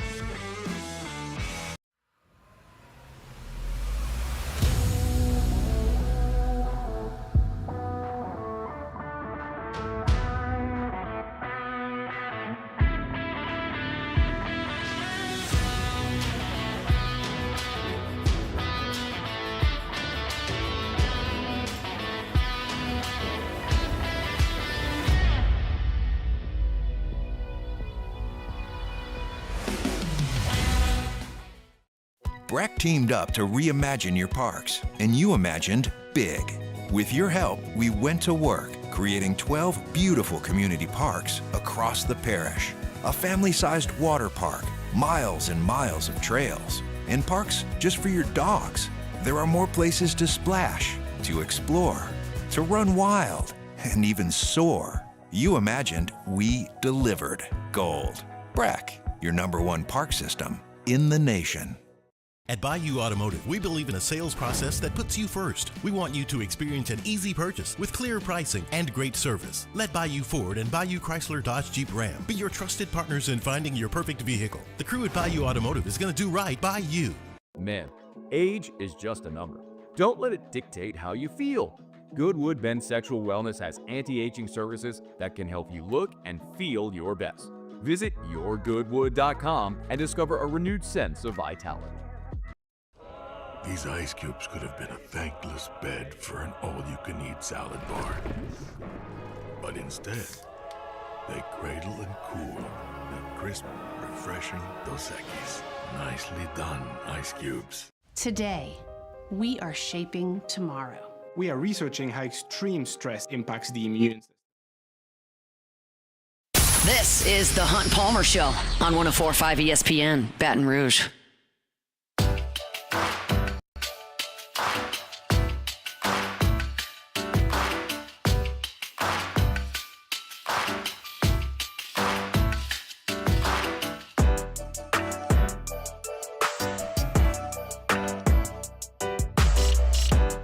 Trucking right along here on this Monday. Appreciate you hanging out with us here on the Hunt Palmer Show. Spent the entire show thus far kind of talking LSU football because that's generally speaking what we do this time of year. Had my practice report from Saturday and today at the first couple of segments. Did some Meet the Freshmen as well. I talked to Jawan Johnson and there just took a little short detour there and talked a little Clemson football. And now we'll get back to LSU before we talk Saints in the next segment. Ross Jackson's got a great piece up at LouisianaSports.net talking Saints quarterbacks. And I'm going to shift my prognostication a little bit on the Saints when we get into the next segment. But had player interviews back on Saturday with LSU and had a chance to talk to, let's see if I can remember all these off the top of my head because I didn't write it down. Talked to Bo Bordelon, which we're going to get to in a second. Talked to Jacobian Guillory. Talked to Tyree Adams. and talked to West Weeks. I got them all. And so I've got a couple stories up on LouisianaSports.net right now from those interviews. I'll have another one tomorrow from West Weeks, just talking about his role. He's starting on the defense right now. He's been the number one backer with Witt, and then Devon Keys is going to come in on the second team. So I thought that was interesting, and kind of those two talking about feeling like it was in high school again. So I'll get to some of that on the website tomorrow morning. But for this segment, we're going to talk about Bo Bordelon and the offensive line, because that is just a big, big deal. I can't possibly overstate the importance of the offensive line to this team. And I don't know how that's going to be altered as a talking point for the next 3 weeks. I just don't. I think it's going to be a monster talking point for 3 weeks up until the Clemson game. And I think the offensive line knows that. And so we talked to Tyree Adams and then Bo Bordelon about it. And the question was asked, like, is there a chip on y'all's shoulder because folks are going, well, you lost 4 draft picks, you're probably not going to be very good?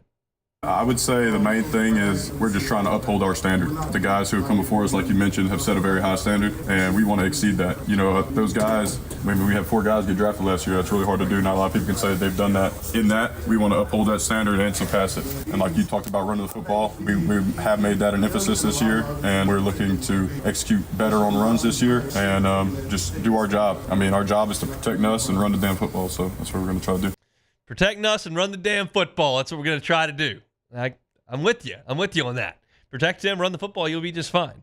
I asked him about moving on when those 4 guys left, because I think anyone who's been on even a high school team, I certainly haven't been on a college team, but I've been on a high school team, and I've been on a high school team where, like, you have kind of an identity to your team, and then that season ends, and you come back for your next team meeting to kind of start the next off season, and those guys who have been such a big deal and been so vocal and been so impactful are not there, and there's a weird feeling about it. Like, is it weird not to have Will Campbell and Emory Jones and Garrett Dellinger and Emory and Miles Frazier? And this was Bordelon's answer to that. We played a bowl game without those guys, and that's nothing against those guys. It is what it is. You know, next man up. So we do miss those guys, and I still talk to some of those dudes. I talk to Will, talk to Emory, Miles, Deli, all those guys. And yeah, I wouldn't say it's weird, but I do miss those guys, more of a friendship type of way. But in the room, we just next man up mentality. So our job is to uphold that standard. Very football guy talk there from Bo Bordelon. I miss those guys, next man up. It's football mentality. And I appreciate it. And then I followed up like, okay, well, you talked about the bowl game. You played that without those guys. Garrett threw for 313 yards and 3 touchdowns. He was not sacked. Ran it a little bit. Now it's Baylor. It's not the 85 Bears, the Baylor Bears. But did that give you any confidence? I wouldn't say the bowl game was perfect. We got a lot of stuff we had to clean up from that, especially me, myself. I mean, gives us some confidence there going into next season, knowing that we can go out and execute. So this is an interesting piece that I gleaned from this conversation. They're trying their hardest to build chemistry on the offensive line. In fact, let's switch the order here and go with 11 next, because I'll get to this. They're trying to build chemistry on the offensive line, and they've talked about how big a deal that is. And so we'll play Bo's thoughts on chemistry here. I think Coach Davis has done a great job of emphasizing he wants our room to be close. And I think this offseason we've taken the time to get together outside of the meeting room, outside of this facility, and just be friends, man. Hang out, go eat lunch. We did like some alligator tours and stuff like that, and just kind of showing the guys not what it means. Like we got 2 new guys, Braylon Moore, and then all of our young guys, Josh Thompson, another transfer. But we're just trying to really bring those guys into the room, make them feel at home, show them what it means to be an LSU Tiger, and also what it means to be an offensive lineman at LSU, and just make sure that we're close. Because if we're close outside of here, then we're gonna go fight for each other when it gets hard. And that's perfectly reasonable. Like, we want to be cohesive and a good unit and close to each other, and we want to build relationships, and that sounds perfectly normal. But the flip side of that is nobody's got a job. Like, Brian Kelly gave Braylon Moore the center job today. He's like, yeah, that's our center. And, like, I think Tyree Adams is going to be the left tackle, and Weston Davis is going to be the right tackle, and I think Josh Thompson is going to play right guard, and I think DJ Chester is going to play left guard. But we're talking about Bo Bordelon, who's fighting for the right tackle spot, and Paul Mabenga is fighting, and Cohen Eccles is fighting, and you've got Carius Kern, who's blowing everybody away, and, like, everybody's fighting for a job. So at the same time, you're going to eat with these guys, and you're going on alligator tours with these guys, and you're playing video games with these guys, and you're hanging out with these guys, but you're trying to take his job. So the question is, like, do those two things create tension or animosity or awkwardness? And Bordelon answered that question. It's definitely a healthy competition, though. It's not, there's no animosity between guys. I don't feel that. The way I look at it, I want Weston Davis to go be an all-SEC level right tackle, and then it's my job to go beat him out. Does that make sense?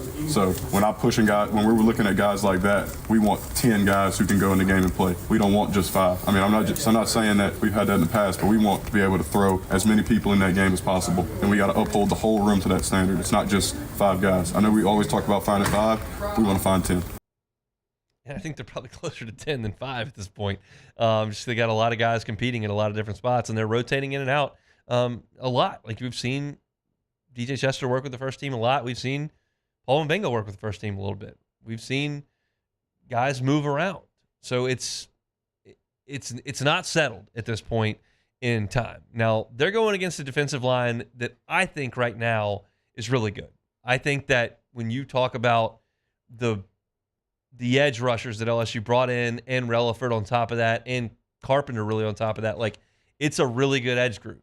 And then you look at McKinley's strength and you consider what Guillory did in camp last year, how strong he is and what Gooden's been doing for the last 5 days. Like it's a tough defensive line group to go against. And we asked Bordelon about going against this group every day. Yeah, I mean, I wouldn't say anybody specifically, but I think they're all good. They're all great players. It's great to compete against those dudes every day. I mean, we go against the best of the best. That's why you come to LSU. So that way you can get those kind of looks and you can get ready to go to not just play in a game, but also get you ready for the next level and get ready for the national championship because that's what we're trying to do here. Pretty well stated there to finish things. That's the goal in everybody's mind. And I'll say this, a little bit of change today. When we go to practice, sometimes they ask us to go into the team room where we do interviews first and let the TV guys set their tripods up and let the print guys put their backpacks up. And so you don't have to carry all that stuff out to the 100-degree practice field. It makes a lot of sense. But sometimes you go in there and you catch a little nugget. Michael Caldwell tweeted this out, and I don't think they were trying to hide it or anything. We go in there to interview every day. But it was a change from literally Saturday. I was in that team room on Saturday, and the whole schedule was up on the wall in these 1 foot by 2.5 foot little rectangles, and it had Clemson and Louisiana Tech and then Florida, and it went on and on and on down the schedule. And today, 48 hours later, we go in there for interviews, and all the ones besides Clemson are flipped over and just have an LSU logo on them, and then the Clemson one's up. So they've shifted the focus from here's the whole 12-game schedule to there's Clemson. And so they've got a narrow focus. There's no doubt about that. And the question is, can they develop over the next month enough to go on the road against one of the best teams in the country in one of the most hostile environments in the country and play a really, really good football game? Because playing like an okay game like they did last year against USC, you're going to get beat. They have to be ready the first game of the season to go play great. And to me, it starts with this group, with the offensive line. If that group doesn't play worth a flip and everybody else plays great, they'll lose. I think they'll lose. Probably lose a low-scoring game. The defense plays great. But they'll lose because they won't be able to do what they have to do on the ground and certainly through the air if they can't block. So it's a big, big deal for that group to get it together. Bo Bordelon feels pretty confident about it. Tyree Adams felt confident about it on Saturday. If you want to read some of the quotes, including an $800 trip to walk-ons, you can find that at LouisianaSports.net. Musselmeyer picked up the tab on the offensive line, and they ran the bill up on him a little bit. We kind of thought that, hey, $800 for the entire offensive line is getting off maybe on the cheap. Tyree said, maybe so. But that quote and that entire story is up at LouisianaSports.net right now. All right, when we come back, who's the Saints quarterback going to be? I told you it's going to be Tyler Shook repeatedly. Do I still think that? Maybe not. We'll talk about it. The Hunt Palmer Show. There it is, the extra mile. On the border of expected and extraordinary for those willing to go further. Like vans customized for work or play. With safety and tech to keep you connected. Supported by a 5-star sales, service, and finance team. And backed by the 1-star you know. So go the extra mile. It's never crowded because so few have what it takes to go there. Mercedes-Benz Vans.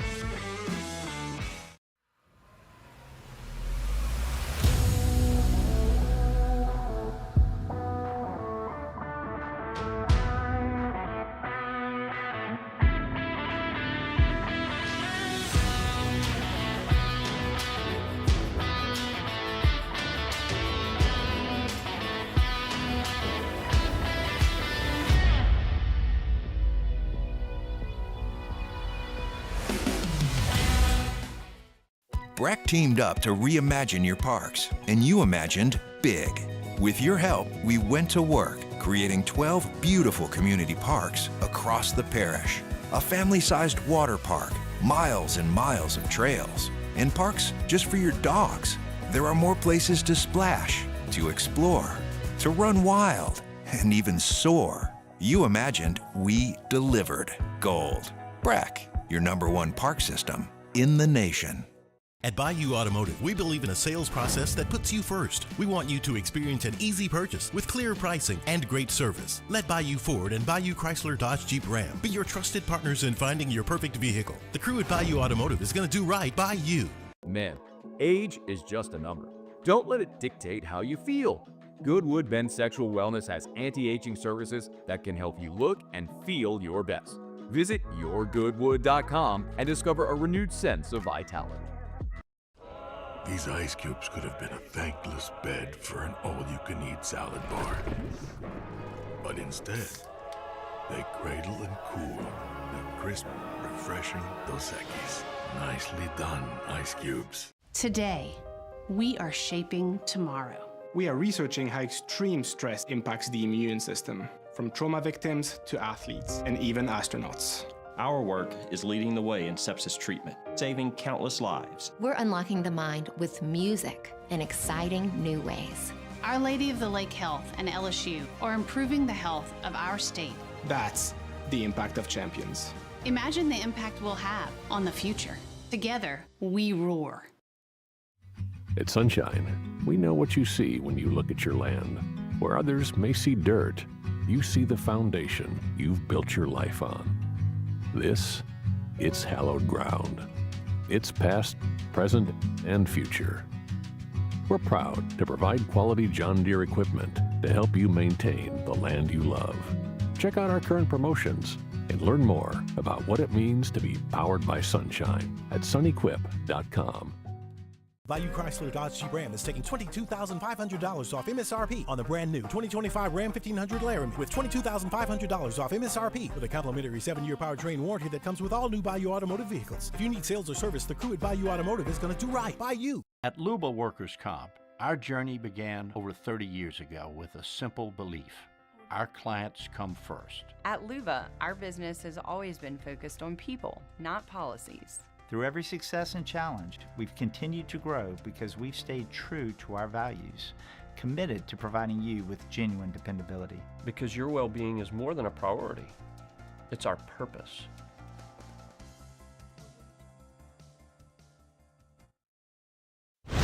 You're listening to The Hunt Palmer Show on 104.5 ESPN, Baton Rouge.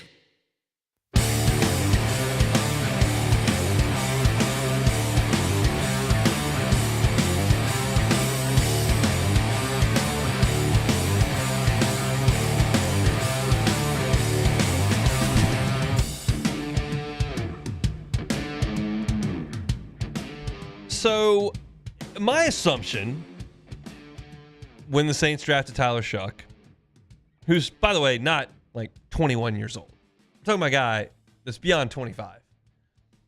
I thought, okay, they've made their decision. You're talking about a new coaching staff, not a new regime, as you might say. I mean, you still got Mickey Loomis and Ireland and those guys calling the shots in the draft, but you got a new coaching staff. They've taken the pick that's going to be their guy. He's a mature guy. He's an older guy. Sure, he might take some lumps, but he's going to be the quarterback. And that was my assumption. Like, it's not based on anything. Kellen Moore's never been a quarterback, a head coach before. But it just stood to reason. You look around the league, like a lot of guys are getting their shot immediately. And I thought, okay, even though he's a second rounder, he's not the second pick in the draft, second round pick, he'll be the starter. And that's what I was operating from when the Saints reported the training camp. And I think I said like 70% I thought that Shuck would be the starter for the first game. And I no longer feel that way. I don't feel that way anymore. Kellen Moore joined Fletcher Mackel, WDSU, for a one-on-one as the Saints get ready to go to Southern California to play the Chargers. And he said, when asked who the starting quarterback was going to be, quote unquote, we're close, we're really close. So if they're close, really close, and I look at the the reps as they've been distributed, and Ross Jackson did an incredible job chronicling this at LouisianaSports.net for free, I might add. Spencer Rattler has thrown 114 passes. Tyler Shuck has thrown 108 passes. Jake Hayner's thrown 112 passes. They've split those reps in terms of number of throws in scrimmage play and practice play evenly. Rattler's numbers are a little bit better, 73% to Hayner's 70% to Shuck's 62%. And I think most importantly, Rattler has run with the first team more often, 4 times to Shuck's 3 to Hayner's 2.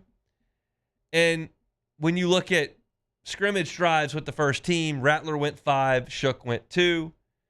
And then you look at scrimmage drives against the first team defense, Rattler 6, Shuck none, Hayner 1. So he's completing the most percent of his passes. He's running the most with the ones, and he's running the most against the first team defense. To me, this is the guy the Saints are favoring to this point. And if you ask media members who have been there to chronicle these practices, all of them, to a man, all of them suggest that Spencer Rattler has played better. So when I consider what folks are seeing, what the stats tell me, and then what Kellen Moore says, if they're actually close to determining who the starting quarterback is going to be, it's going to be Spencer Rattler. Now, that doesn't guarantee on Halloween that Tyler Shuck's not the starter. But I thought when they made the pick, okay, they're going to let this kid go. And I was okay with them letting him go and play and be the guy to start the season. And I'm okay with the veteran, and I use big-time air quotes there for a second-year guy, is going to take those lumps initially with the idea that Shuck is going to continue to work. But you do have an obligation to the rest of your players to make a call and start getting your guy the requisite amount of reps. You can't be in a situation where your first-team guy and your third-team guy are essentially getting a similar number of reps. That has to shift drastically sometime fairly soon. You've got a good runway in the NFL. You've got 6 weeks to really get it going. So if you take your first week and a half, 10 practices, and go, okay, we're going to divvy them up, that's okay. No one's done anything wrong here. It will be wrong if we look up 3 weeks from now and you're 2 weeks from the game and you're still doing this. And I don't anticipate that in any stretch of the imagination. But I also think that Rattler will start to take more reps. They're going to continue to work with Shuck, and that's very important. You have to do it. But they're going to let Rattler take this thing from the beginning, is what it feels like. Now, maybe something happens via injury or just very poor play in a preseason game or practices that tilt the scales. But right now, it just feels like I was at 70-30 Shuck over Rattler 3 weeks ago. I'm at 80-20 Rattler now. I've had just a massive change in my thought process. And I'm okay with it. I think Spencer Rattler has a chance to be a good quarterback in the NFL. I don't know how high I think it is. And the reason why I think Tyler Shuck has a greater ceiling is because I've seen less of him under these lights. It's probably not fair to pin everything on Spencer Rattler when you consider the situation that he went into last year. And we talked about this when it happened. Makeshift offensive line, crippled wide receiver core, lame duck coach. It was all a bad spot. And you don't throw a career out because a guy doesn't excel or win a single game in those circumstances, because very few could. But you consider where he was picked. You consider what you saw from him last year preseason in the season, and it feels like you at least dropped the expectations for his potential 1 or 2 pegs. And with Shuck having not had those opportunities, you still see him as the shining hope, as the second-round pick who comes in and saves the day. And he may be that. I just don't think it'll be from the start. If you ask me for an over-under on how many games Spencer Rattler starts to begin the season, I would probably put it somewhere around 8. because I do think they would like to give Shook a look. And I don't think they're going to be in a situation this year where you're playing to try to make the playoffs and can't afford to put a rookie quarterback in there. I think things will get wobbly and you'll realize that you've got to go in there and see what you got in a draft pick. But I do think over the last 2 weeks, my complete interpretation of how this quarterback battle is going has flipped on its head. We'll see how the preseason snaps go. I think whoever is the starter in that first game, which I fully now expect to be Spencer Rattler, will take far more snaps in this game than Justin Herbert would, because you've got to get reps. You don't have Derek Carr, a 10-year vet. You certainly don't have Drew Brees. You've got to get whoever your starter is reps. And they got to win the job. So preseason for the Saints will probably be more interesting than for any other team in the league, because you really don't know who your quarterback is. And your quarterback is going to play in the preseason before he plays and starts in the regular season. And that doesn't happen very much these days in the NFL. It just doesn't. Your starting quarterback doesn't play much in the preseason. The Saints will. So that makes things a little bit more interesting. So I've switched. Give me Spencer Rattler as a starter. Give me Tyler Shough as a backup. I still don't think Jake Hayner's got much of a chance to be a guy that has a big role in this team. I think he's the third quarterback. But I think you're going to see both Rattler and Shough play. And I think in my head, back in early July, there was a chance that Shough could start every game. I don't see that anymore. There's a look at the Saints. Hunt on Saints, where you can find our Saints content every single day on YouTube. Hunt on Saints. Also, wherever you find your sound on podcasts, Apple Podcasts, Spotify, Google. Wherever you find sound, search Hunt on Saints. You can find our Saints content. We'll have two Saints segments tomorrow from Kat Terrell as well as Sharif Ishak. So looking forward to diving back into things from a Saints perspective on tomorrow's show. Certainly more LSU talk as well. We'll come back and close things out. It is a Monday edition of the Hunt Palmer Show. The Hunt Palmer Show.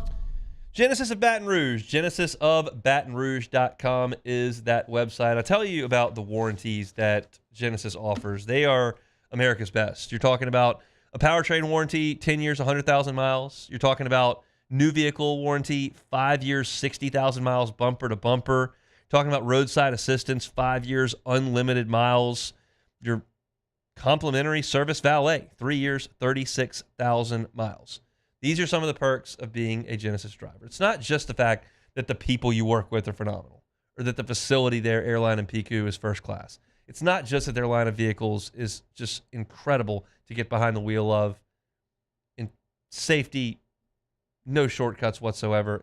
It's the entire package, which includes America's best warranty. Get on by and see them. There's a chance, pretty good one, that you've never been behind the wheel of Genesis. There's a chance, pretty good one, that you've never gone to see a Airline at PQ because they're fairly new. When you're in the market for a vehicle, which maybe right now, may not be for a little bit, go by and see my friends at Genesis of Baton Rouge, Airline at PQ. You can start your buying experience today at GenesisofBatonRouge.com. It's GenesisofBatonRouge.com. There it is, the extra mile, on the border of expected and extraordinary, for those willing to go further, like vans customized for work or play, with safety and tech to keep you connected. Supported by a 5-star sales, service, and finance team. And backed by the 1-star you know. So go the extra mile. It's never crowded, because so few have what it takes to go there. Mercedes-Benz Vans.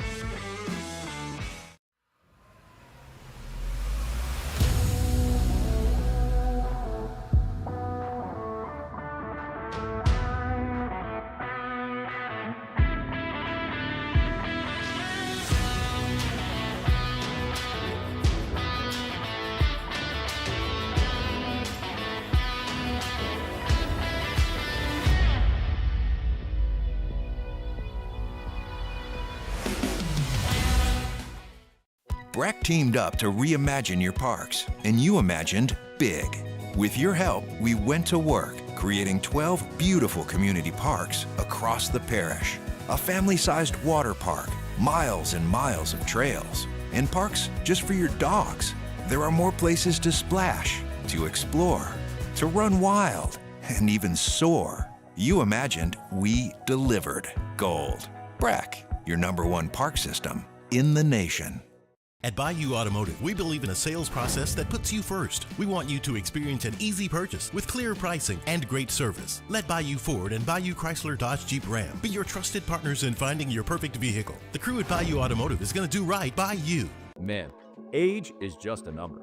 Don't let it dictate how you feel. Goodwood Men's Sexual Wellness has anti-aging services that can help you look and feel your best. Visit yourgoodwood.com and discover a renewed sense of vitality.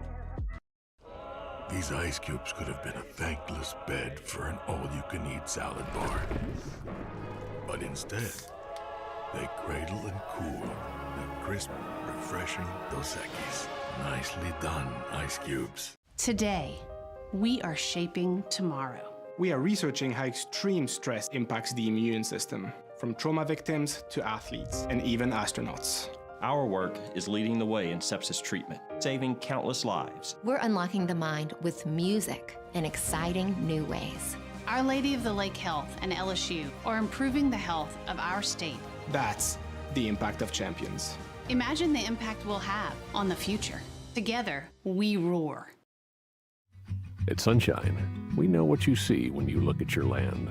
Where others may see dirt, you see the foundation you've built your life on. It's hallowed ground. This is the Hunt Palmer Show on 104.5 ESPN, Baton Rouge.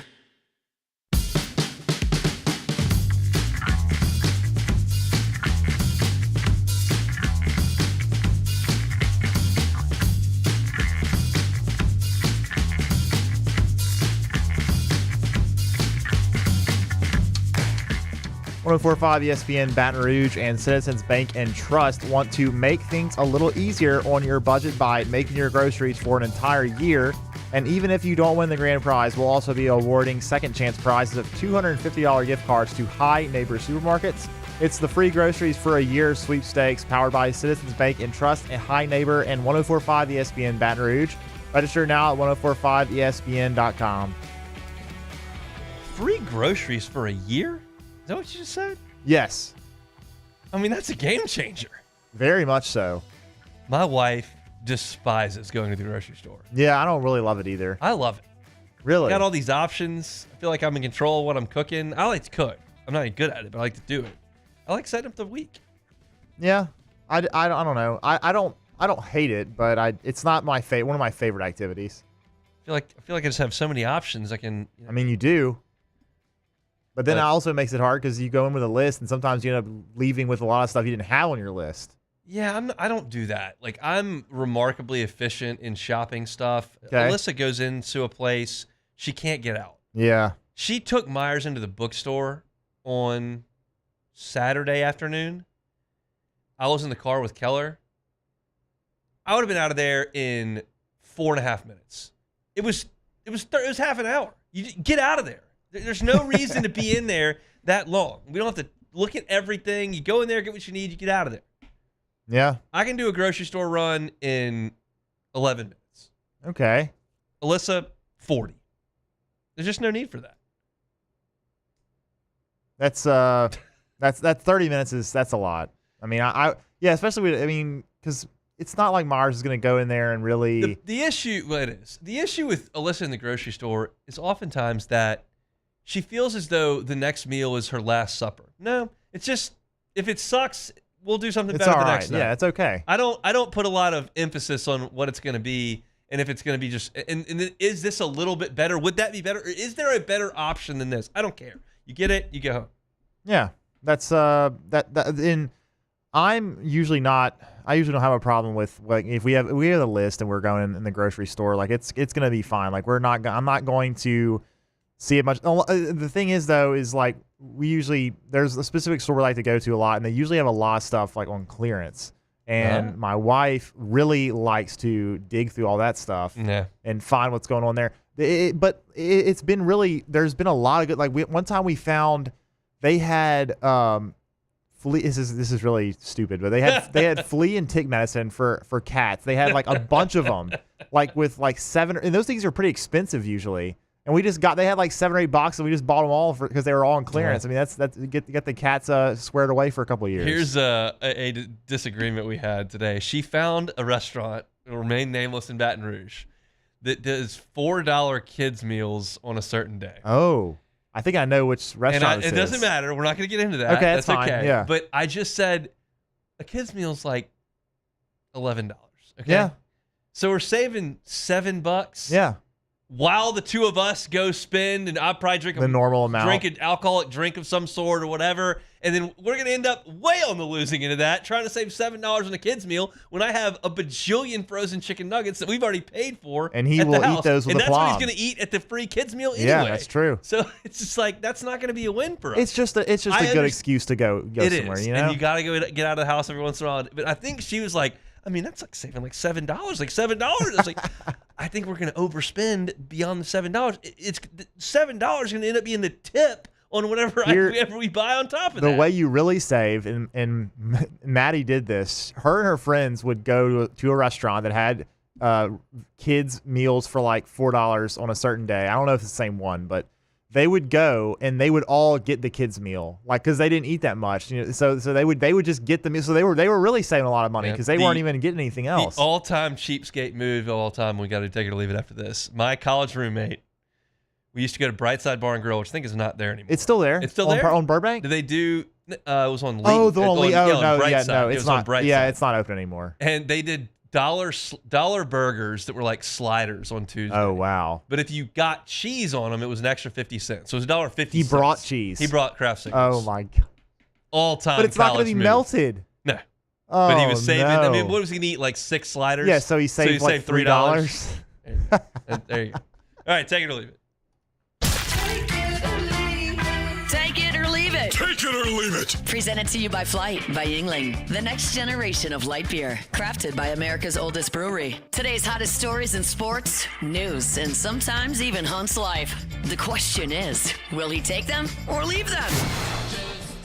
Flight by Yingling, the next generation of light beer. Still scalding hot out there. Still some folks getting that final vacation in or enjoying a little bit of time before things crank up with school. If you're looking for a light, refreshing, domestic cold beer, Yingling Flight. 95 calories, 2.6 carbs, and still has that delicious beer flavor. It is Flight by Yingling, the next generation of light beer. All right, first one here. How about this? The ESPN dropped a top ranking of all 32 NFL teams based on having the best players under 25 at 25 or younger. Oh, yikes! And the New Orleans Saints actually 24th, not that bad. Yeah, they were 30th last year. Still under there? Yeah, Olave is 20. Let's see, where? He graduated actually. Oh no, he's actually 25 now, so he's out of it.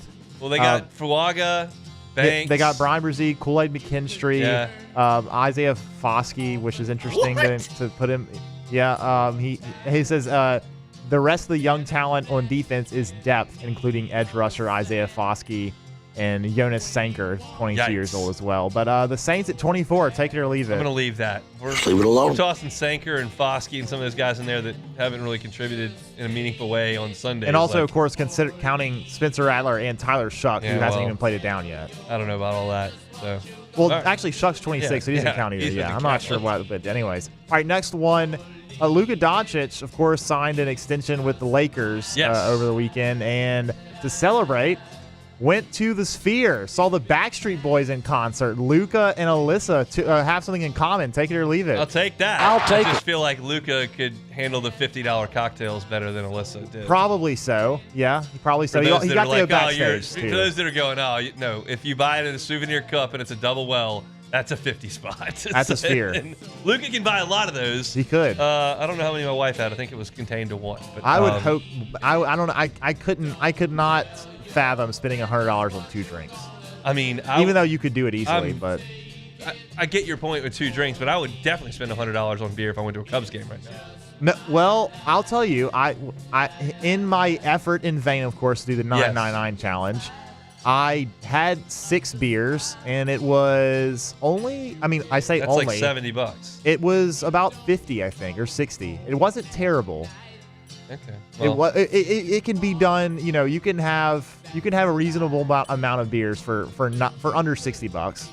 which is not great, but it's not 100. It's the most expensive. Apparently, it's the most expensive game day experience in the MLB. It makes sense because it's they can afford to do that. Yep, it's Wrigley. All right, that's it. That's it.